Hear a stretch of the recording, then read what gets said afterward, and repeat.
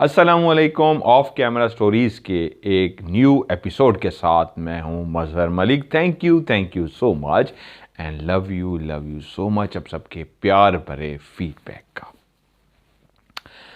आज की जो मैं कहानी आपको सुनाने जा रहा हूं, ये 5 दिन पहले का वाक़या है। लाहौर का एक सच्चा वाक़या जो किसी के साथ हुआ है, जो अभी थोड़ी देर पहले मुझे सुनने को मिला है। तो मैंने आज जिनकी कहानी नंबर था जिनका और जिनकी कहानी आज आपको सुनानी थी, तो मैंने सोचा कल सुना दूंगा, क्योंकि ये एक ऐसा मज़ेदार एक सच्चा वाक़या लाहौर के अंदर हुआ है कि आज के दौर में भी ये वाक़यात हो रहे हैं। और जब मेरे नोटिस में ये बात आई तो मैंने कहा यही स्टोरी ही मैं आज आपके साथ शेयर कर देता हूँ। आप लोगों को याद होगा एक बच्चा जिसका नाम शहबाज अली था। शहबाज अली, उसके जिस्म पे कट्स लगते थे बहुत ज़्यादा, गले के अंदर भी कट्स लग रहे थे, पूरी बॉडी पे लग रहे थे।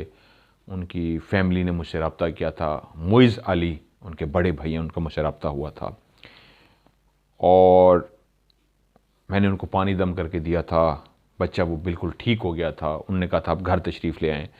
मैं उस फैमिली के पास घर गया, लाहौर में उनका घर था और उनके साथ एक ऐसा ताल्लुक़ मेरा कायम हो गया कि बिल्कुल जिस तरह आप फैमिली की तरह होते हैं, बिल्कुल एक फैमिली की तरह हमारा ताल्लुक़ हो गया। मुइज़ अली जो बड़े भाई है उनके साथ भी, शाहज़ेब भाई हैं उनसे दरमियाने जो, उनके साथ भी, और जो छोटा छोटा है वो शहबाज अली है, उनके वालिद साहब। उनकी वालदा बहुत इतनी अच्छी हैं। सारे घर वाले माशाल्लाह बहुत अच्छे हैं, बहुत प्यार करते हैं मुझसे। मैं उनकी एक फैमिली का हिस्सा ही बन चुका हूँ और उनके घर अब आना जाना है। शहबाज अल्हम्दुलिल्लाह बिल्कुल ठीक है।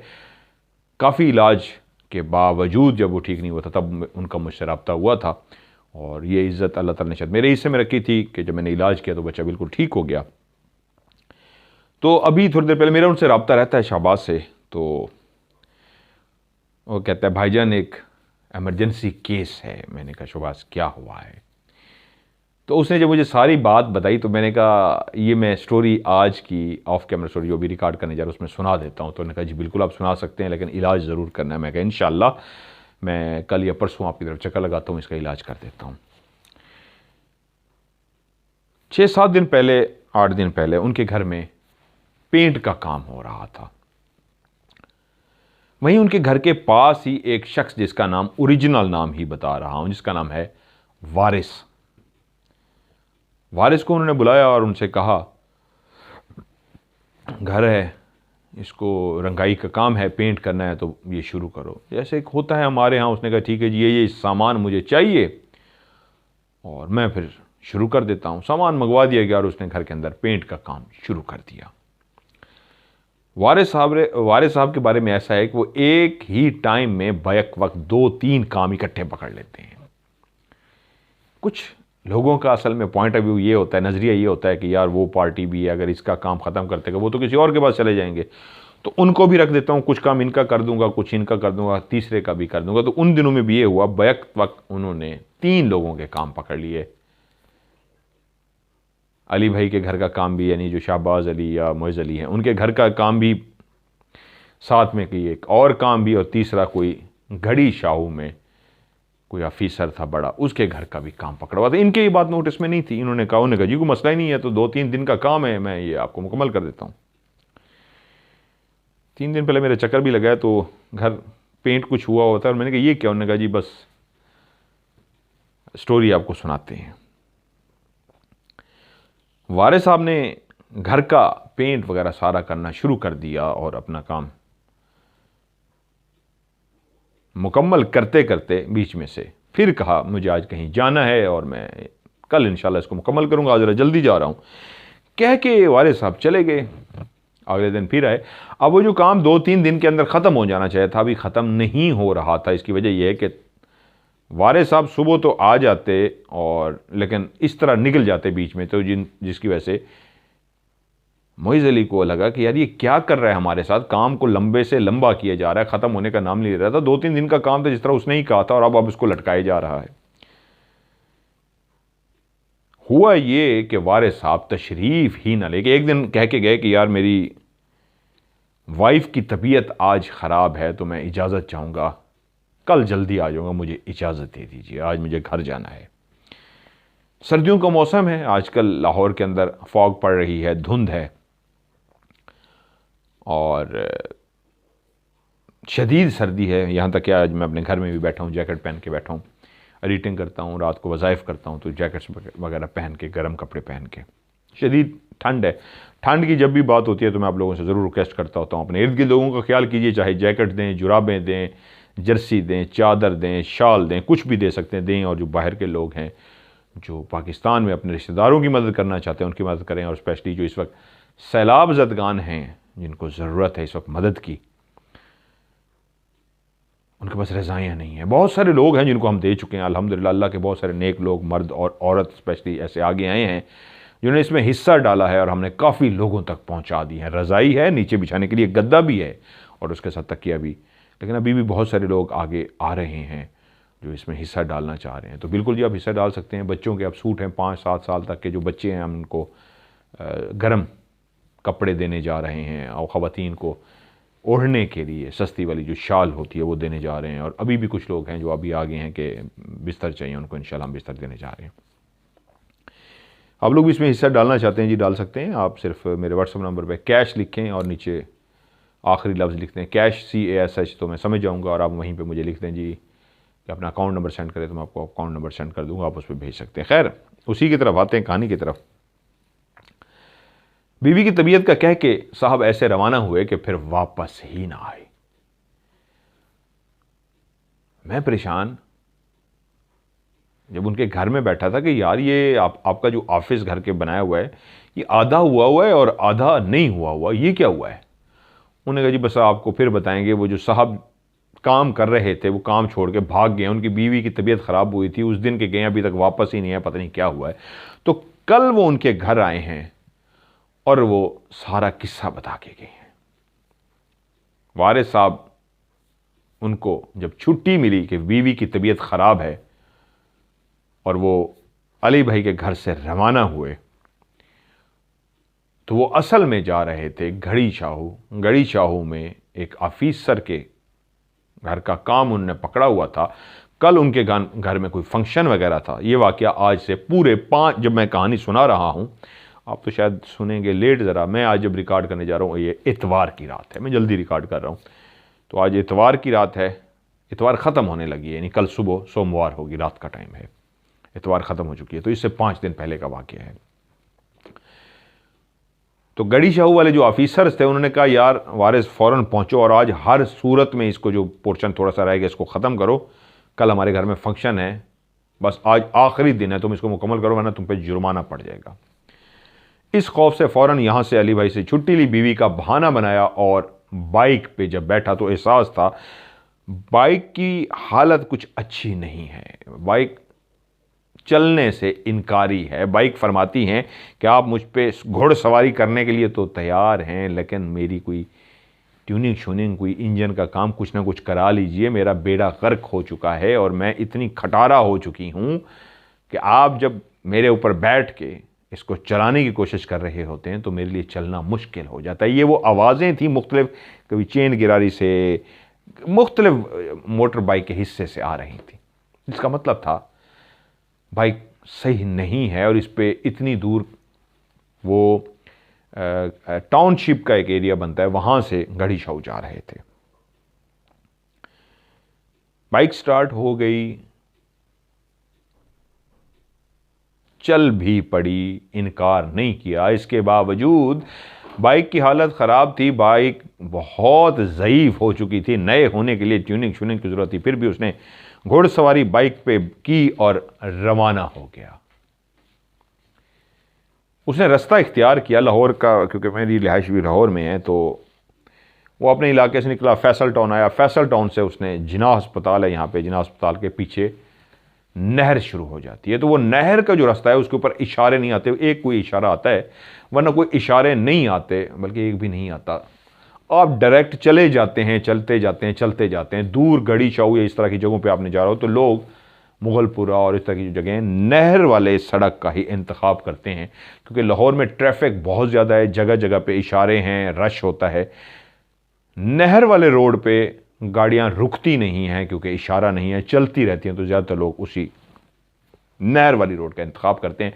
वारिस ने भी नहर वाली रोड का इंतखाब किया और रवाना होते होते होते गड़ी शाहू पहुंच गया। फैमिली उसका इंतजार कर रही थी और वो अंदर दाखिल हुआ। उन्होंने कहा कब से तुमने आना था? उन्होंने कहा जी मैं क्या करूं, मेरी मोटरसाइकिल की हालत देख ले, मैं इसलिए नहीं आ पा रहा था। इतने दिन छुट्टी की जो आप मुझे बार बार बुला रहे थे, मेरी मोटरसाइकिल चलने का नाम ही नहीं लेती। मैं क्या करूं, आज इतनी ठंड है, इतनी शदीद बाहर धुंध पड़ रही है, उसके बावजूद मैं इस फटफटी पे आ गया हूं क्या कि आपका काम मुकम्मल हो जाए और आपकी सुबह फंक्शन हो। उसने तेजी के साथ काम मुकम्मल कर लिया। थोड़ा सा ही काम रह गया था, यहां तक कि 12 बजे के करीब उसने काम मुकम्मल कर लिया। जैसे ही वो अपने काम से फारिग हुआ, इजाज़त ली, उन्होंने कहा चलो शुक्र है तुमने आज काम मुकम्मल कर लिया, कल हमारा फंक्शन है, तुम अब जाओ। उसने कहा जी ओके जी, अल्लाह हाफ़िज़। बाइक पे बैठा, उसी बाइक को दोबारा से स्टार्ट किया तो बाइक ने कहा नहीं भाई बस बहुत हो गई, अब तो ना मैंने स्टार्ट होना है, ना ही तुम्हें अपने ऊपर सवार करके तुम्हें कहीं लेके जाना है। रात के 12 बजे ठंड पड़ रही थी। मौसम लाहौर का जिस तरह मैंने कहा आजकल बहुत ज़्यादा धुंध पड़ रही है, फॉग है। कोशिश कर किके मार मार के थक गया। जब बाइक स्टार्ट नहीं हुई तो उसने वहीं दोबारा बेल बजाई। जिनके घर काम करने के लिए आया था वो ऑफिसर बाहर निकले। उसको कहा जी मैं तो गरीब बंदा हूँ, मेरे पास तो यही वाहिद सहारा मोटरसाइकिल ही थी जिस पे मैंने वापस जाना था। रिस्क भी इसलिए लिया कि आपके घर आके काम करना था। अब मुझ गरीब का कोई भला कीजिए, इसका कोई काम करा के दीजिए, कोई बंदा दीजिए। यहाँ तो मैं तो जानता ही नहीं, सिर्फ आपके घर काम के लिए आया था। रात के 12 बज गए, मुझे कहाँ से मैकेनिक मिलेगा, तो खुदारा मेरी मदद कीजिए। उन्होंने कहा ठीक है, हमें पता है इस वक्त रात हो चुकी है, बहरहाल तुम्हारे कोई करते हैं। उन्होंने कोई अपने फ़ोन शोन घुमाया, उनको पता लगा कि यार पीछे ही एक मोटर मैकेनिक है, मैं उसकी दुकान खुलवाता हूँ तुम्हारे लिए स्पेशल, ताकि वो तुम्हारी गाड़ी का जो भी है बाइक का इसको काम शम कराओ और रवाना हो। बड़ा ऑफिसर था, फ़ोन शोन किया। खैर वो वर्कशॉप वाला बंदा अपनी वर्कशॉप पे आ गया, मोटरसाइकिल की दुकान पे आ गया। उसने कहा जी बंदा भेज दें। उन्होंने कहा जाओ यार, वो तुम्हारा इंतज़ार कर रहा है, उससे जाके काम करा लो। वो वहाँ पे पहुँचा, उसको बाइक दिखाई तो उसने कहा अल्लाह के बंदे कब से इसका काम होने वाला था और तूने इसका कराया नहीं, अब कम से कम घंटा 1.5 घंटा लग जाएगा, मुझे इंजन खोलना पड़ेगा। उसने कहा भाई जो भी करना है कर, मैं तो घर नहीं पहुँच सकता इसके बगैर, मैं कैसे जाऊँ, इस वक्त गरीब सा बंदा हूँ, रात को मुझे सवारी भी नहीं मिलनी यहाँ से। खैर ऑफिसर्स की कॉल आई थी, उसने बाइक खोल लिया और वाकई 1.5 घंटा लग गया बाइक को दोबारा से बंद करते हुए, ठीक करते हुए। तकरीबन 1:30 बजे का टाइम था कि बाइक बिल्कुल रेडी हो गई। उन्होंने कहा ले भाई तेरी बाइक ओके हो गई है, मैंने स्टार्ट भी कर दी है जो स्टार्ट नहीं हो रही थी, अब तो इस पे जा सकता है। मज़ीद इसका जो काम है वो कभी फिर ले आएगा तो मैं मुकम्मल कर दूंगा। अभी इस पोजीशन में मैं लेके आ गया हूं कि घर तक ये बंद नहीं होगी, बिल्कुल ठीक रहेगी, लेकिन जब भी टाइम मिले बाकी इसका काम कर लेना। इजाज़त ली उससे और गड़ी शाह से वो रवाना हुआ। जैसे ही वो गलियों से मोहल्लों से गुजरता हुआ उस रोड पे पहुंचा जो नहर का किनाल का रोड कहलाता है, तो उसको एहसास हुआ वहाँ पे बहुत ज़्यादा ना सिर्फ ठंड है बल्कि बहुत ज़्यादा धुंध पड़ रही है, क्योंकि जहाँ पे पानी होता है पानी के साथ तो वैसे भी बहुत ज़्यादा धुंध पड़ती है। देहातों में जाएं जहाँ पे ज़मीनों को पानी लगा होता है, क्योंकि मैंने राज प्रोग्राम काफ़ी ऐसे देहातों में जंगलों में किए हैं जहाँ पे रात को पानी लगा होता था और हम ठठर रहे होते थे, कांप रहे होती थी पूरी टीम, बहुत सर्दी से बुरी हालत थी। तो नहर के किनारे तो वैसे ही शदीद धुंध पड़ रही होती है। अगर आप गाड़ी पे भी नहर के किनारे से गुजरेंगे तो आपको अंदर हीटर जलाना पड़ता है, वो तो बाइक पे था। वो कहता है जब बाइक पे मैं नहर के सड़क पे आ गया तो मैं ठठर रहा था, बहुत तेज मोटरसाइकिल नहीं चला पा रहा था क्योंकि मेरे जो हाथ थे वो यख बस्ता हो गए थे, शदीद ठंडे हो गए थे और मुझे कपकपी इतनी ज़्यादा हो रही थी, इतनी शदीद ठंड लग रही थी, मुझे एहसास नहीं था कि इतनी ज़्यादा रात को शदीद था। उस रात को थी भी काफ़ी, जो 5 दिन पहले काफ़ी ज़्यादा ठंड थी।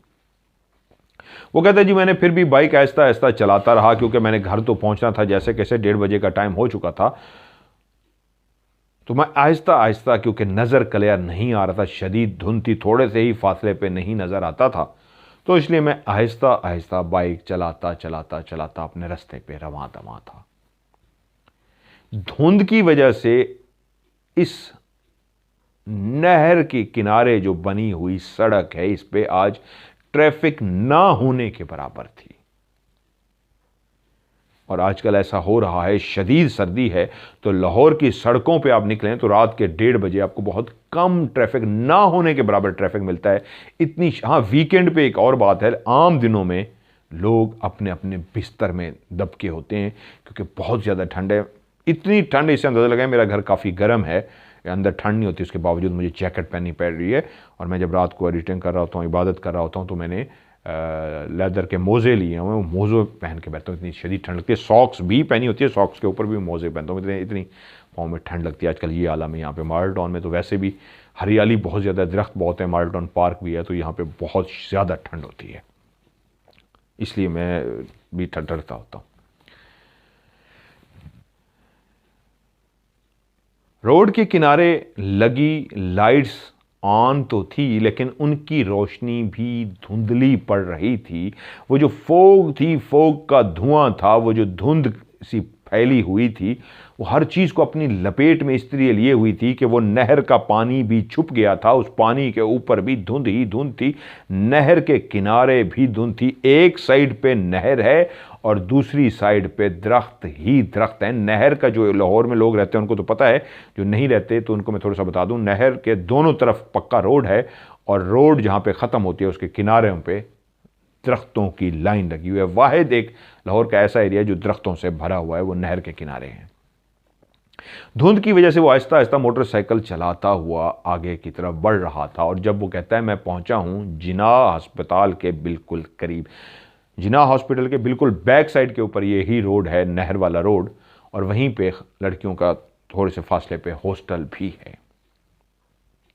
वो कहता है मैं अपनी बाइक पे उसी स्पीड से कि मुझे नज़र जो आ रहा है बहुत कम आ रहा है, मोटरसाइकिल की जो लाइट थी वो भी बहुत धुंधली सी थी, कम सी थी, तो जितना मुझे नज़र आ रहा था मैं अंदाज़ा लगाता लगाता चल रहा था कि वहीं पे एक जगह पे फोग थोड़ी सी कम थी और रोड मुझे थोड़ी सी क्लियर नज़र आई। तो मैंने देखा एक लंबा चौड़ा कोई भारी भरकम सा बंदा वहाँ पे रोड के बिल्कुल साइड पे खड़ा हुआ है।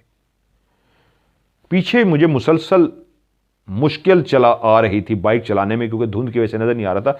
इस टुकड़े पे आया हूं तो धुंध थोड़ी सी कम थी, जिसकी वजह से सामने खड़ा हुआ वो एक लंबा चौड़ा सा बंदा मुझे नजर आ गया। लेकिन पहुंचते पहुंचते जब उसके करीब गया तो पता लगा वो लंबा चौड़ा कोई मर्द नहीं, एक औरत है, खूबसूरत सी लड़की है। बाइक की स्पीड मेरी वैसे ही स्लो थी और जब मैंने लड़की को देखा तो मैंने कहा यार रात का 1:30-2 बज रहे हैं, ये लड़की यहां पे क्या कर रही है। तो मैंने आहिस्ता आहिस्ता चलते चलते उसके करीब जाके रोक दिया। उसने वैसे भी मुझे हाथ का इशारा किया, मुझसे लिफ्ट मांग रही थी और मैं रोक दिया। मैं जब उसके करीब गया, मेरा अंदाज़ा था क्योंकि करीब कोई हॉस्टल है, तो हॉस्टल की कोई लड़की है जो रात को यहाँ पे इस वक्त मौजूद है, 1:30-2 बजे इस इंतज़ार में खड़ी है 2 बजे के शायद कोई लिफ्ट मिल जाए, किस परेशानी में है, किस मुसीबत में है कि इसको मैं लिफ्ट दे दूँ।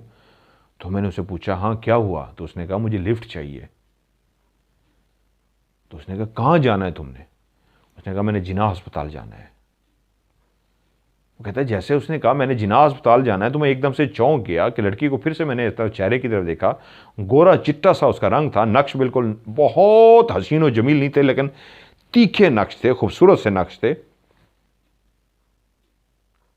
कपड़े उसने जो पहने हुए थे बिल्कुल दरमियानी कपड़े पहने थे, ना महंगे कपड़े ना आम से कपड़े, दरमियाने जिस तरह लड़की कपड़े पहनती वैसे कपड़े पहने हुए थे। लेकिन जब उसने कहा कि मैंने जिनाह हॉस्पिटल जाना है तो मैं एकदम से चौंक गया कि जिनाह हॉस्पिटल चंद ही फासले कदम पे जिनाह अस्पताल है, तो ये लिफ्ट लेने के लिए यहाँ पे खड़ी हुई है, इतनी देर में तो पैदल चल के पहुंच ही जाती, तो यहाँ पे लिफ्ट क्यों ले रही है।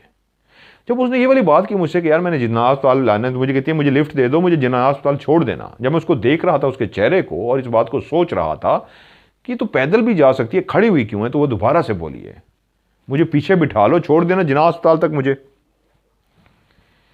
कहते जब उसने दूसरी तरफ ये जुमला कहा ना कि मुझे बिठा लो और छोड़ देना जिनाह अस्पताल तक, ये सामने ही तो है, तो एकदम मेरे दिमाग में आया कि बाबू कोई चक्कर ना हो, कोई रोला ना हो, ये कोई बात हजम नहीं हो रही। रात के 2 बजे यहाँ पे लड़की खड़ी है, वो भी नहर के किनारे, इतनी शदीद सर्दी के अंदर, पैदल भी नहीं जा रही और कह रही है मुझे वहाँ तक छोड़ देना, भाई ये चक्कर क्या है। तो एकदम से मेरे दिल में आई भाई इसके पाँव चेक कर, कोई पिछल पैरी तो नहीं है कि मुड़े हुए पाँव के वाली तो नहीं है, कोई चक्कर तो नहीं है।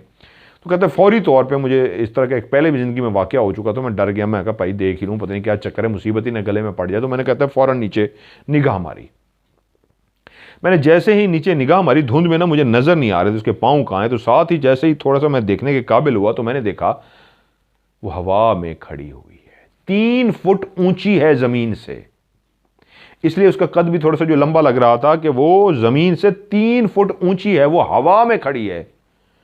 और जैसे मुझे क्लियर हुआ कि वो हवा में खड़ी है तो उसी वक्त दोबारा मैंने उसके पांव को घूरने की कोशिश की, तो मेरी आंखों ने देखा उसके पांव भी मुड़े हुए हैं।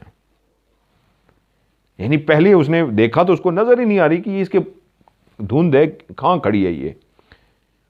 और जैसे ही निगाह पड़ गई, समझ आ गई कि ये तो हवा में खड़ी है, ये तो टच ही नहीं हो रही जमीन को, 2-3 फुट ऊंची है। तो साथ ही फिर पांव ढूंढना शुरू हो गया, पांव उसके उल्टे थे। कहता है जैसे ही मैंने देख लिया ना, मैंने डरते डरते उसके चेहरे की तरफ देखा तो उसका पहला जुमला जो उसके मुंह से अदा हुआ वो ये था, देख लिया, पता लग गया, चला मुझे पीछे बिठा और जिना तक छोड़ दे। उसी तरह खौफ के आलम मैंने दोबारा कांपते कांपते नीचे देखा तो फिर एहसास हुआ वो जो जमीन से 3 फुट ऊंची हवा में खड़ी है, उसके बाल इतने लंबे थे कि पांव से भी जमीन को टच नहीं हो रहे थे, लेकिन पांव से भी नीचे थे, क्योंकि उसके पांव जमीन से 3 फुट ऊंचे थे, इसलिए वो पांव से भी बड़े थे, लेकिन हवा में ही थे क्योंकि वो खुद उड़ रही थी। और जब दोबारा मैंने पांव देख के उसकी तरफ देखा तो अब उसका चेहरा, वो जो सफेद हसीनो जमील तो नहीं, पुरकशिश चेहरा था, अब वो चेहरा भी बदल चुका था, उसकी जगह पे काला स्याह चेहरा हो चुका था। नक्श चेहरे के अभी भी वही थे, आंखें, नाक, मुंह सब वही थे, फर्क यह था रंग सफेद की जगह पे काला स्याह हो चुका था। और उसका वो जो जुमला तन से उसने मुझे बोला था, देख लिया, पता लग गया, मतलब जैसे कोई लड़की तन से कहती है देख लिया, पता लग गया, चला बिठा मुझे पीछे, छोड़ दे मुझे वहां तक। कह रहा मुझे नहीं समझ आई कि एक लड़की, नौजवान लड़की जिसको मैंने रुका था कि इसकी कोई मजबूरी पूछ के इसकी मदद कर सकूं, और जान चुका कि वो पिछल पैरी है, चुड़ैल है, उसके पांव उल्टे हैं, और वो मुझे खुद कह रही है देख लिया, पता लग गया ना, चला मुझे बिठा और वहां तक छोड़ दे। कह रहा है मुझे बस एक बात की समझ आई, मुझे किसी ने पहले भी एक दफ़ा वाक़या हुआ था, और अपने वो फादर जो होते हैं इनके, ईसाई भाइयों के जो होते हैं, वो ईसाई थे वारिस, तो वो कहते हैं फौरी तौर पे मुझे उन्होंने, फादर ने जो बताया था, मैंने वो कलमात अपने पढ़ने शुरू कर दिए। और उसके बाद मैंने एक बात कही कि वारिस, अपने आप को दिल में कहा, वारिस बेटा जान बचा, भाग, इसको तूने लिफ्ट दे दी ना, पिछल पैरी तेरे पीछे बैठी होगी, तू बचेगा कैसे। तो एकदम मुझे उसकी आवाज़ आई, सोच क्या रहा है, बैठूं पीछे। और वो आगे उसी तरह उड़ती हुई, चलती हुई नहीं, उड़ती हुई मेरे बाइक के जैसे थोड़ी सी ही फासले पे खड़ी थी, 2 कदम के फासले पे, जैसे ही थोड़ी सी आगे हुई है, कहता है मैंने बाइक भगा दी। कलमात में पढ़ रहा था, मुझे होश नहीं, मैंने बाइक भगा दी, मेरी बाइक खराब थी, उसने गुजारे लाइक मैकेनिक ने कर दी थी, लेकिन मुझे इतना पता था कि अब मैं रुका तो गया, जिंदगी से गया। भाई ये खराब होती है, बर्बाद होती है, हो जाए, मुझे जिंदगी बचानी थी, मैं बाइक भगा दी। भगाता रहा भगाता रहा भगाता रहा, मैं फैसल टाउन के इशारे पे पहुंच गया। वहां पे 3 लड़के अपने अपने बाइक्स पे खड़े बातें कर रहे थे, मैं उनके करीब जाके रुक गया, ऐसे जैसे होश सा मुझे आ गया कि मैंने कहा मैं बच गया हूं, मेरी जान बच गई है। वो मेरे करीब उड़ती हुई आ रही थी और मैंने भगा दी कि मैंने अपनी ज़िंदगी बचानी है, शुक्र है मेरी जान बच गई है। लेकिन वो कहता है साथ ही मुझे एहसास हुआ, वारिस, एक लड़की की आवाज़ मेरे कानों में आई, और जैसे ही मैंने इस आवाज़ को सुना जो क्लियर एक लड़की की आवाज़ थी, वारिस, ये लहजा वैसे था जो उस नहर के किनारे खड़ी पिछल पैरी ने जिस लहजे में मुझसे बात की थी, ये वही लहजा था, और उसने मेरा नाम पुकारा, वारिस। तो कहता है फिर उसके बावजूद के 3 लड़के खड़े थे, मैं उनके करीब खड़ा था, मुझे हौसला मिल गया था, मैंने इर्द गिर्द देखा, चारों तरफ नजरें घुमा के देखा, कोई भी नहीं था। जब मेरे नाम को पुकारा गया तो मैं इतना डर गया, मैंने कहा भाई अब क्या करूं, यहीं पे खड़ा रहूं, इन लड़कों को मदद के लिए बुलाऊं या भागूं यहां से। कुछ देर में खड़ा रहा, दोबारा से मेरा नाम नहीं पुकारा गया, कोई भी आवाज़ नहीं आई। जब मैं कुछ देर खड़ा रहा, मैंने देखा मोटरसाइकिल वाले आपस में जो खड़े बातें कर रहे थे, अब वो एक दूसरे को खुदा हाफिज कर रहे थे और अपनी अपनी बाइक स्टार्ट करने लगे थे। जब मैंने देखा वो अपनी अपनी बाइक स्टार्ट करने लगे और एक दूसरे को खुदा हाफिज करने लगे, तो मैंने कभी मेरा भी अब यहाँ पे रुकना नहीं बनता, भागो यहाँ से, क्योंकि वीराना ही वीराना था, धुंध की वजह से ट्रैफिक थी नहीं। कहता है मैंने फिर से बाइक भगानी शुरू कर दी। मुझे जो कलमात थे वो मैं पढ़ता रहा, बाइक भगाता रहा। टाउनशिप के उस एरिया में गया जहाँ पे एक सिनेमा है, बहुत बड़ा 3D सिनेमा, बहुत मशहूर सिनेमा है सिनेस्टार, उसकी बैक साइड पे वीराना ही वीराना है। कहता मैं जब उस जगह पे पहुंचा, रूट तो मेरा वही था, घर की तरफ जाना था, जब मैं उस जगह पे पहुंचा वीराने की तरफ, मैंने जूं ही गली में मोड़ने के लिए, वीराना था, खाली प्लाट पड़े, मैंने जूं ही मोड़ा तो बिल्कुल मेरे सामने खड़ी हुई थी, और जैसे ही वो मेरे सामने आई है मेरी बाइक रुक गई है। एकदम से ऐसे सामने आई है, मैं डरा हुआ पहले था, मेरे अवसान खता हुए थे, मैं कांप रहा था, इंतहाई थरथर बुरी हालत में था, दिल की धड़कन तेज थी। मोड़ा साथ ही आई है तो मैं कहता ऐसे झटका मार के रुक गया हूं। अभी भी वो उसी तरह हवा में खड़ी थी, वही काला स्याह उसका रंग था। मैंने पूछा भी उनसे कि यार उसका चेहरा कैसे था? कहता बस मुझे इतना याद है, शुरू में उसका गोरा रंग था, चिट्टा कलर था, आंखें, नाक, मुंह अट्रैक्टिव, मतलब पुरकशिश थे, बहुत हसीन और जमील नहीं थी। लेकिन जिस वक्त मैंने उसके पाँव देख लिए थे, उसने कहा देख लिया, पता लग गया ना, उस वक्त उसका रंग काला स्याह हो गया था, बाकी आंखें शांखें सब कुछ वैसे थी। बाल अभी भी उसके पाँव से बड़े थे और नीचे लटके हुए थे, क्योंकि वो ज़मीन पे खड़ी नहीं थी, हवा में खड़ी थी, इसलिए पाँव उसके लहरा रहे थे। पिछल पैरी थी वो, पाँव अभी भी उसके उल्टे थे और पाँव बाल लहरा रहे थे। तो मुझे कहती है हाँ तुझे कहा भी था मुझे लिफ्ट दे दे, तूने नहीं दी ना, तू देख सही तेरे साथ होता क्या है, तू बच के तो नहीं जाएगा। कहता है ये जैसे ही मैंने जुमला सुना, मैंने वहीं पे बाइक फेंक दी। मैं बाइक पे बैठा हुआ था, मुझसे बाइक नहीं चली, मैंने बाइक फेंकी और मैंने दौड़ लगा दी। कहता है जब दूसरी दफा मेरे सामने आई, पहले से मैं ज्यादा डर गया कि इतना फासला मैंने तेजी से भागते हुए तय किया था, बाइक चलाते हुए इतनी तेजी के साथ यहां पहुंचा तो मुझसे पहले आके खड़ी हुई थी और मुझे कहती है बस तूने मुझे लिफ्ट नहीं दी ना, अब देख तेरे साथ होता क्या है। तो बस कहता है मैंने बाइक फेंकी कि कहीं मार ही ना दे भाई, मेरा दिल ही ना, मैंने सुना था ये कलेजा निकाल लेती हैं और कलेजा निकाल के खा लेती हैं। मैंने बाइक वहीं पर डाला, दौड़ लगा दी, दौड़ता रहा, गली के कोने पे पहुंचा तो मुझे सांस चढ़ गई, मैं खड़ा हो गया, सांस लेना शुरू हो गया। मुझे ये लगा जितनी तेजी से मैं भागा हूं, अगर अब और भागा तो मैं दिल का दौरा ही ना पड़ जाए, कुछ हो ही ना जाए। मैं ऊंचे ऊंचे सांस लेना शुरू हो गया, लंबे लंबे सांस लेना शुरू हो गया, ताकि मेरी सांस नहीं आ रही थी, मैं इतनी तेज दौड़ा था। मैंने सांस ली, कुछ देर मेरी जब सांस बहाल हुई तो फिर मैंने कहा यार गरीब बंदा हूं मैं, तो भाग गया हूं, मेरे तो मोटरसाइकिल वहीं पे पड़ा हुआ है, मैंने मोटरसाइकिल ना उठाया तो कोई और उठा के ले जाएगा या वही उठा के ले जाएगी। लेकिन फिर दिल ने कहा तुझे जिंदगी की परवाह नहीं है, तुझे मोटरसाइकिल की परवाह है, क्या करूं? कह रहा मैं वहीं पे डरा, वहां पे सहमा खड़ा रहा तो वहीं पे गली में से एक बंदा आ रहा था, उसने सिगरेट लगाया हुआ था, मेरे करीब आया तो मुझे कहता भाई क्या हुआ है, सब खैर है ना? मैंने कहा यार वो मेरी मोटरसाइकिल वहां पे पड़ी है। कहता क्या हुआ उधर? मैंने कहा यार मैंने किसी चीज़ को देखा, वहाँ पे कोई चीज़ खड़ी थी, वो हवा में खड़ी है, उसके बाल खुले हुए हैं, लंबे लंबे बाल हैं, और हाँ उसके नाखून, जो मैं बताना भूल गया, वो कह रहा है उसके जो हाथ थे ना, उसके नाखून 3-3 इंच तकरीबन, जितना एक उंगली होती है, एक उंगली जितने 3-3 इंच बड़े उसके, एक उंगली के बराबर के उसके नाखून थे।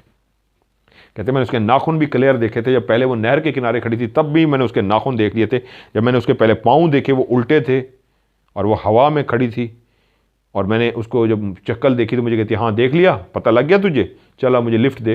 तो उसी वक्त मैंने कहता है उसके हाथ देखे थे जिसके नाखून 3-3 इंच बड़े थे। और जब इधर वो खड़ी थी खाली ग्राउंड के पास, कहती तूने मुझे लिफ्ट नहीं दी ना, देख अब तेरे साथ होता क्या है। तो उस वक्त उसने अपने हाथ यूं किए थे जिसपे उसके वो जो बड़े बड़े नाखून थे वो यूं मुझे क्लियर दोबारा से नजर आ गए थे। तूने मुझे लिफ्ट नहीं दी ना, देख तेरे साथ होता क्या है। जैसे ही उसने हाथ किए, कहता है मैंने बाइक गिराया और दौड़ लगा दी। खैर गली के कोने पे वो कहता है मैं खड़ा जिस वक्त हाँप रहा था और मेरी सांस कुछ बेहतर हुई, मैं ऐसी पोजीशन में आया कि मुझे अब सांस आ रही थी। तो हम उसी फैसले में था कि क्या करूं, तो वहीं पे कोई एक बंदा जिसने सिगरेट लगाई हुई मेरे करीब आ गया, और जिस तरह मैं अभी भी हाँप रहा था, मुझे सांस तो चढ़ा हुआ था, मैं नॉर्मल तो नहीं हुआ था, मेरी इस पोजीशन को उसने भांप लिया था और मुझे कहा क्या हुआ? तो मैंने उसे कहा भाई इसी तरह इस तरह एक चीज़ खड़ी है, उसके पाँव उल्टे हैं और वो हवा में खड़ी हुई है और फलां जगह पे खड़ी हुई है। उस बंदे ने कहा यार आजा मैं तेरे साथ चलता हूँ, तेरा बाइक कहाँ है? मैंने कहा यार मेरा बाइक वहाँ पड़ा है। उसने कहा परेशान ना हो, आजा मैं तेरे साथ चलता हूँ। वो मुझे लेके आगे की तरफ चल पड़ा। वो आहिस्ता आहिस्ता वो चल रहा था और मैं उसके पीछे ही चलता हुआ जा रहा था। मेरी कोशिश थी मुझसे आगे ना निकलूं, मैं डरा हुआ था, ऐसे था जैसे उसके पीछे छुप रहा हूं और मुझे हौसला देता, डर ना, आजा आजा, तू परेशान ना हो। वो आगे आगे चलता रहा, मैं उसके पीछे पीछे चलता रहा, यहां तक कि हम उस चौक में पहुंच गए। वहां पे दूर से ही मेरी बाइक नजर आ रही थी जो पड़ी हुई थी। वो फौरन समझ गया, कहता ये तेरी बाइक है? मैंने कहा हाँ मेरी ये बाइक है। तो कहता यहां पे तो कोई नहीं है। उसने इधर उधर हर जगह पे देखा और उसके बाद कहता है यहाँ पे तो कोई भी नहीं है। मैंने भी इधर उधर अच्छी तरीके से देख लिया। मैंने कहा हाँ यार यहाँ पे कोई भी नहीं है। इस जगह पे वो खड़ी थी, हवा के अंदर उड़ रही थी। और उसने मुझे आखिरी जुमला यही कहा था, तूने मुझे लिफ्ट नहीं दी ना, देख तेरे साथ होता क्या है।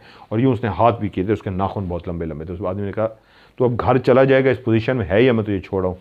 कहता यार मेरा करीबी घर है, मैं छोड़ा हूँ, मैं चला जाऊँगा। उसने कहा फिर भी मैं अभी कुछ देर तेरे साथ रुका हूँ, अपने आप को थोड़ा सा बेहतर पोजीशन में लेके आ, इस पोजीशन में लेके आ कि तू थोड़ा सा नॉर्मल हो जाए, वरना तू घर नहीं पहुँच सकता।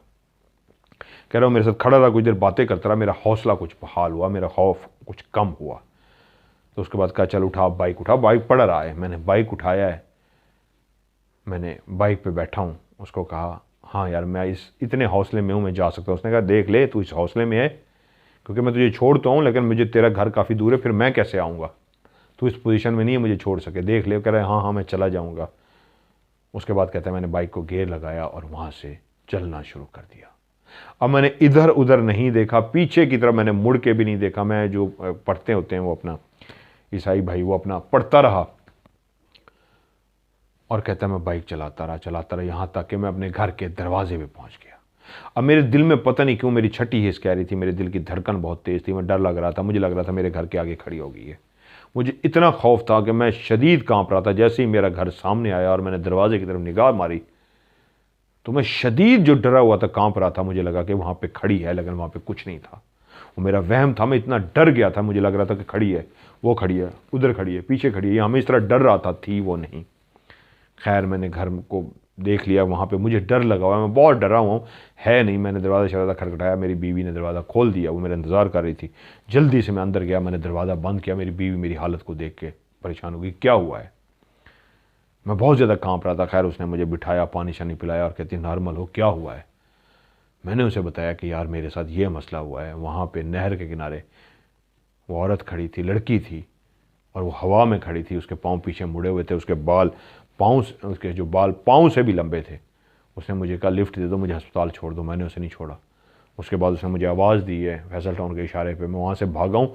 तो फिर वो अपने घर के पीछे वो जो प्लाट नहीं है वहाँ पे वो सामने खड़ी थी, मैं बाइक फेंक दिया मैंने, और उसके बाद आगे भाग के गया हूँ। तो एक अल्लाह का बंदा आया, वो मुझे साथ लेके आया। तो कहता है मेरी बीवी मुझ पर नाराज़ हो गई, तो तूने उसको लिफ्ट क्यों नहीं दी? अगर वो तुझसे लिफ्ट मांग रही थी तो तूने उसको लिफ्ट दे देते उसको लिफ्ट, क्या हो जाता? तुम्हें क्या कहती? तो मैंने उसे कहा तू पागल हो गई है, वो कोई औरत थोड़ी थी, वो पिछल पैरी थी, वो चुड़ैल थी, उसके पाँव पीछे मुड़े हुए थे, उसका चेहरा बदल गया था, उसके नाखून इतने बड़े बड़े थे। जब वो दूसरी दफ़ा मुझे सामने खड़ी थी तो वो यूँ मुझे कह रही थी तुम्हें पता लग जाएगा, तुम चाहती हो मैं मर जाता, कुछ ना होता तुम्हें। वो बीवी कह रही है कुछ ना होता तुम्हें, तुम उसको लिफ्ट तो दे देते, क्या होता, ज़्यादा से ज़्यादा पीछे बैठ जाती, आगे उतर जाती। तो कह रहा है मैं दिल में सोच रहा हूँ मेरी बीवी मुझे मरवाने चली हुई है, ये मुझे लगता है जान छुड़वाना चाह रही है मुझसे, है तो अच्छी, मुझसे प्यार करती है, ऐसी है तो नहीं। मैं भी हंस पड़ा जब कहानी सुन रहा था, तो मैंने कहा मुझे भी लग रहा है यार उसकी बीवी कह रही थी चुड़ैल मिली गई थी तो उसके बिठा लेते ना, ताकि वो तुम्हें मारती, मेरी भी जान छूट जाती। खैर जी कह रहा मेरी बीवी नाराज़ हुई कि तुम्हें उसको बिठा लेना चाहिए था, और सीरियस नाराज़ हुई, वो तुम्हें कुछ भी ना कहती, वो अब तुम्हें ज़रूर कहेगी। तुम अगर उसको बिठा लेते और डरते भी ना, उसको कहते हाँ ठीक है बैठ जाओ मैं तुम्हें छोड़ देता हूँ, और तुम उसको वहाँ पे अस्पताल को छोड़ देते, बेशक करीब ही था, तो उतर जाती, क्या कह लेती, डरते ना तुम उससे। तो मैंने कहा यार या तो उसकी बीवी बहुत बहादुर है, सही बात है वो बहुत बहादुर है, उसको डर नहीं है और वो कह रही कुछ ना कहती, तो या फिर दूसरी बात ये है वो शौहर मरवाना चाहती थी कि मरे और जान छूटे, वरना एक चुड़ैल को कौन बीवी कहती है, उसको लिफ्ट दे ही देते। खैर वो कह रहा है जी मैं रात को सो नहीं सका, मुझे बुखार हो गया, मेरी बीवी मेरी टकोर करती रही, वो गोलियां दी, पट्टियां करती रही, जो भी बुखार हो गया। पटियानी टैबलेट दी और मेरी केयर करती रही, चाय पिलाई उसने मुझे, अंडा उबाल के दिया, मेरी रात सारी करती रही। तो कह रहा है जी सुबह उठे हैं तो मेरे बच्चे, दोनों बच्चे मेरे बीमार हो गए, उनको उल्टियाँ शुरू हो गई हैं। कल जब वो आया है अली भाई के बाद, उसने ये कहानी सुनाई है सारी, उसने कहा जी कसम उठवा लो, उसने अपनी कसम उठाई है कि मेरे बच्चे 5 दिन से मुसलसल उल्टियाँ कर रही हैं। जिस रात को शाम को मैंने आपसे इजाज़त ली थी कि यार मैं कल आपका काम पे आ जाऊंगा, आज मेरी बीवी की तबीयत ख़राब है, वो मैंने झूठ बोला था, मेरी बीवी की तबीयत ख़राब नहीं थी, मैंने गड़ी शाहू जाना था उस बंदे का ऑफिसर का काम करने के लिए, यहाँ से छुट्टी लेके गया हूँ। उसके बाद सारा ये वाक़या हुआ है, रात को मैं डरा हूँ, बीवी मेरी डांटती रही उल्टा कि तूने उसको लिफ्ट क्यों नहीं दी। सुबह उठते ही मेरे बच्चों की इतनी तबीयत ख़राब हुई है कि उनको उल्टियाँ शुरू हो गई। आज 5वां दिन है, डॉक्टर से मुसलसल दवाई ले रहा हूँ, उनकी उल्टियाँ अभी नहीं रुकी। और मैं बच्चों की वजह से अभी शदीद परेशान हूँ, मैं अभी आपका काम नहीं कर सकता। अभी आज आपको बताने आया हूँ क्योंकि मुझे गए हुए 5 दिन हो गए हैं और आप लोग परेशान होंगे कि जी कहाँ चला गया। तो मैंने आपको बताऊँ कि भाई मेरे साथ खुदा गवाह है ये वाक़या हुआ है। तो अली भाई ने, मोइज़ अली जो हैं उन्होंने कहा और शहबाज ने कहा जी परेशान ना हो, मज़हर भाई हैं, हम उनसे रब्ता करते हैं, वो आपका ये मसला हल कर देंगे। तो वो कह रहा है, वो मिन्नत करने लगा यार मेहरबानी करो उनसे मेरा करवा दो, मेरे बच्चे तो शदीद बीमार है। मुझे डर ये लगा हुआ है, वो डरा हुआ है बहुत ज़्यादा कि जी वो जो कह गई थी ना तुम देख लें तुम्हारे साथ होता क्या है। मुझे डर ये है कि अब मुझे वो कहीं दोबारा ना पकड़ ले वो और चुड़ैल, ये ना हो फिर कहीं रास्ते में रात को खड़ी हो। आजकल वैसे भी सर्दियाँ हैं, देर सवेर हो जाती है, गरीब सा बंदा हूँ, काम के लिए जाता रहता हूँ इधर उधर, कहीं फिर से ना मुझे पकड़ ले। उसके दिमाग में ये बात सवार हुई है कि अभी भी वो कहीं मुझे मिलेगी और जो कह के गई है ना तुम्हारे साथ होता क्या है, तो वो मेरा पीछा नहीं छोड़ेगी। एक तो खुदा का वास्ता है वो कह रहा है मेरा पीछा छुड़वाया, दूसरा मेरे जो बच्चे उसकी वजह से बीमार हो गए हैं उनको डॉक्टर इलाज रोज़ कर रहे हैं, 5वां दिन है दवाई लेते हुए, लेकिन अभी तक उनकी उल्टियाँ नहीं रुकी। खुदा का वास्ता उनको कहें जी मेरे बच्चों का इलाज कर दें और मुझे बचाएं उस चुड़ैल से। मुझे, मैं बच्चों का, अपनी बीवी का, मैं खुद सहारा हूँ, मुझे कुछ हो जाता है तो मेरे बीवी बच्चों का क्या बनेगा, कौन पालेगा उनको, मेरी उस चुड़ैल से जान छुड़वाएं। तो मैं हंसा भी उसकी कहानी सुन के। तो मैंने कहा यार इंशाल्लाह कोई मसला नहीं, मैं कल या परसों इंशाल्लाह चक्कर लगाता हूँ। मेरा शेड्यूल बड़ा टफ जा रहा है, बहुत बिजी जा रहा हूँ, तो मैं कल या परसों चक्कर लगाता हूँ। आप उसके साथ कोऑर्डिनेशन कर लो, उसके लाइनअप कर लो, मैं आपके घर आ जाऊँगा, उसको बुला लीजिएगा। इंशाल्लाह मैं पढ़ाई करके चेक भी कर लूँगा और सारा बता भी दूँगा, बच्चों के लिए भी कर दूँगा, तोड़ भी कर दूँगा, उसका डर भी ख़त्म हो जाएगा। और ये भी कर दूँगा कि दोबारा वो उसके साथ चुड़ैल जो है, मैं चेक भी कर लूँगा, चुड़ैल उसके साथ अगर जो है उसके सामने कभी भी नहीं आएगी, ये भी कर दूँगा। और उसके बच्चों की भी अगर इसी वजह से तबीयत ख़राब है, डॉक्टरी इलाज वो जारी रखे, डॉक्टर चेंज कर ले, डॉक्टरी दवाई मैं हमेशा कहता हूँ अपनी जारी रखे, बाकी अगर इसी वजह से है तो वो भी मैं इंशाल्लाह उसका तोड़ कर दूंगा। तो वो अभी तक वो खौफजदा है, जब कह रहा है हमारे घर आया था, कहानी बैठा बता रहा था, तो उस वक्त भी थर थर काँप रहा था, बहुत ज़्यादा डरा हुआ था। उसके चेहरे के जो तासुरात थे, फेस एक्सप्रेशन थे, वो बताते थे कि वाकई उसके साथ इस तरह का वाक़या हुआ है और वो शदीद खौफ में है। जिस तरह उसने कहानी सुनाई है वो बहुत डरा हुआ है, उसके साथ जेन्युइन कोई वाक़या हुआ है। मैंने कहा ठीक है, अल्लाह खैर करेगा, अगर उसके साथ वाक़या हुआ है तो इंशाअल्लाह ताला मैं इसका इस तरह हल कर दूंगा, दोबारा चुड़ैल का उसका आमना का सामना भी नहीं होगा, बच्चे भी ठीक हो जाएंगे। लेकिन जो मैंने कहानी आज आपको सुनाई है, तो सवाल ये होता है क्या आज के दौर में भी चुड़ैलें हैं? जी बिल्कुल हैं, आज के दौर में भी पिछल पैरियां हैं। अभी भी मैं जा नहीं पा रहा, एक जंगल है जहाँ पे मुझे भेजी गई है रिपोर्ट, वहाँ पे अभी भी वो पिछल पैरी क्लियर नज़र आती है, बहुत सारे लोगों ने उसको देखा है, लेकिन वो दूर बहुत है, ऊपर से सर्दियाँ बहुत हैं। मेरी ख्वाहिश है मैं वहाँ जाके रिकॉर्डिंग करूँ और उसको रिकॉर्ड करने की कोशिश करूँ। और मैं हैरान ही हूँ, मैंने आज कहानी सुनाई है, अभी एक बंदे के साथ हुई है, और मैं जब जंगल में जाऊँगा और चुड़ैल को रिकॉर्ड करने की कोशिश करूँगा, तो मैंने अभी रिकॉर्ड की होगी, पता नहीं वो रिकॉर्ड होती है या नहीं होती, एक दो घोस्ट हंटिंग के चैनल पर चुड़ैल आ जाएगी। तो मैं हंस पड़ता हूँ इस बात पे, इसलिए अल्लाह जानता है मेरा घोस्ट हंटिंग से दिल ख़त्म हो गया है कि मैं इस तरह की चीज़ों को ढूंढने के लिए जंगलों में जाता हूँ। लाहौर में नहीं है ना इतनी ख़ास लोकेशनें हैं, लेकिन इतनी नहीं है कि चुड़ैल सामने आ जाए, मतलब हर वक्त। लेकिन बहुत सारे चैनल्स को देख के लगता है कि जैसे जिन भूत चुड़ैल उनकी एक सीटी पे खड़ी होती हैं। मेरे अभी रिकॉर्ड हुआ ही नहीं होता तो वो फौरी तौर पर चुड़ैल दिखा देते हैं। मैं कहता हूँ यार कसम उठवा लो, इस चुड़ैल के लिए मैं दूर जंगल में गया था, जिंदगियों को रिस्क में डाल के गया था, पूरी टीम को रिस्क में डाल के गया था, और सारे थर थर कांप रहे थे। कसम उठवा ले, मुजाहिद भाई की हालत ख़राब हो गई थी, वो डर गए थे बहुत ज़्यादा, उन्होंने बिस्किट रखे, जिन ने उठा लिए। और हम इतनी मुश्किलों से ज़िंदगियों को, और यहाँ के गोस्ट हंटर एक सीटी मारते हैं, चुड़ैल आके रिकॉर्ड करा के चली भी जाती है। तो इसलिए मैं कहता हूँ भाई मैं बहुत छोटा गोस्ट हंटर हो गया हूँ, मुझसे नहीं होता अभी ये शो। वो बच्चे जो हैं बहुत आगे चले गए हैं, मैं उस लेवल का नहीं कर पा रहा। वरना मेरा आज भी जुनून क्या है, जिनात घोस्ट हंटिंग है, ये मैं करता रहूँगा, चाहे टीवी के लिए ना करूँ, मैं करता रहूँगा। तो ये थी जी सच्ची कहानी जो उन्होंने मुझे भेजी, मैंने आपको सुना दी। और जिनका आज नंबर था, इंशाल्लाह कल उनकी कहानी मैं आपको सुना दूंगा। और एक भाई ने जो मुझे कहानी भेजी हुई है, उनका अगर सुन लेते हैं, मैं उनसे रब्ता कर लेता हूँ, बल्कि मैं उनको मैसेज करता हूँ। अपना नाम तक नहीं लिखा,